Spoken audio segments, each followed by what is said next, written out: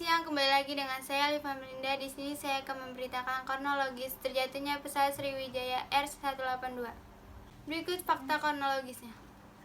Kronologis jatuhnya pesawat Sriwijaya pada Sabtu 9 Januari kemarin. Pesawat yang lepas landas dari Bandara Soekarno-Hatta sempat hilang kontak sekitar perairan Kepulauan Seribu, Jakarta Utara. Dari jalur ditampilkan pesawat tersebut terbang ke arah barat, lalu ke utara. Terpantau pesawat terakhir berada di atas Laut Jawa, tepatnya di sisi utara Pulau Jawa pada pukul 14.36 waktu Indonesia Barat. Pesawat take off dari Bandara Soekarno menuju Pontianak.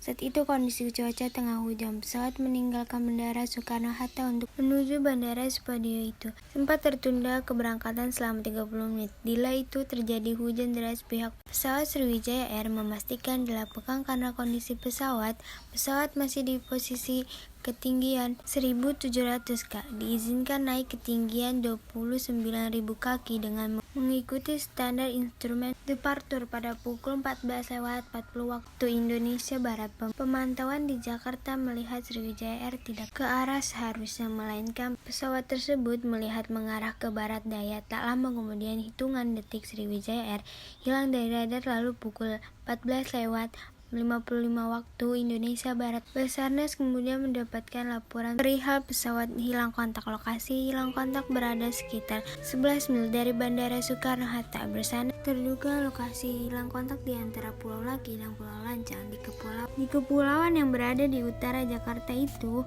Dilansir Kompas.com, Sriwijaya Air membawa penumpang 50 orang bersama 12 kru yang terdiri 43 dewasa, 7 anak-anak, dan 3 bayi. Sebelumnya, Kepala Seksi Pemerintah dan Transit Kecamatan Kepulauan Seribu Selatan, Suraman, mengatakan Pulau Lancang mendengar ledakan di sekitar lokasi jatuhnya Sriwijaya Air nomor penerbangan ST182 pada Sabtu 9 Januari kemarin. Nelayan Pulau Lancang juga melihat pesawat Sriwijaya Air jatuh ketika hujan deras mengguyur lokasi kejadian. Nelayan yang melihat jatuhnya pesawat Sriwijaya Air langsung melaporkan pemerintah Kabupaten Kepulauan Seribu.